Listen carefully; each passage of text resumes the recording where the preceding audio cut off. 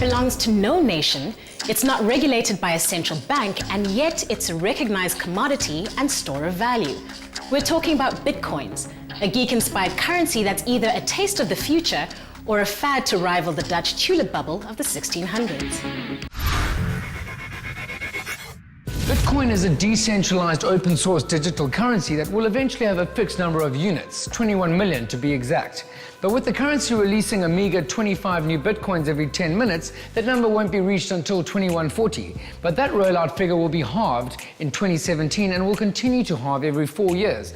At that rate of exponential decline, the number of new Bitcoins popping up will slow to a veritable trickle long before the cap is reached. Okay, so that's what Bitcoin is on paper. But why is it awesome? For starters, you can buy things online with Bitcoin, real things like holidays and guitar amplifiers. Secondly, they have a lot of buying power. Right now, one Bitcoin is worth $182. Thirdly, Bitcoin payments are international and instantaneous with little or no processing fees.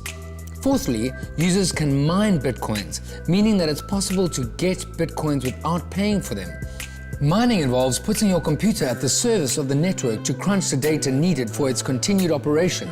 Miners are rewarded with 25 Bitcoins for every puzzle solved by their PCs.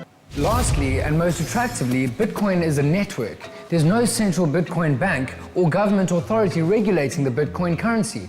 Because of that, there's no precedent for taxation on Bitcoins. Just like cash, Bitcoin transactions are basically untraceable, meaning tax collection can't be enforced on them. And who would you pay tax to anyway? Last time we checked, Bitcoin wasn't a national currency. So it stands to reason that a lot of people are interested in investing in Bitcoins or simply getting some to shop anonymously online. Ever been down to Silk Road? Google that. If you are, getting started with Bitcoins is as simple as setting up a Bitcoin wallet, which is simple to do via the bitcoin.org website.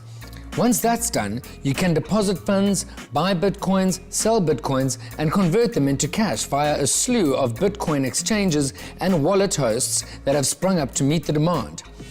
Oh, hello, but what am I doing? Oh, I'm writing you a reality check. Keen on Bitcoin? Consider this hard truth. Bitcoins are kept in your Bitcoin wallet, right? Which are kept on your PC or with a Bitcoin wallet host, correct? That makes your Bitcoins incredibly susceptible to theft from cyber criminals. In fact, over 10% of all the Bitcoins in existence have been stolen.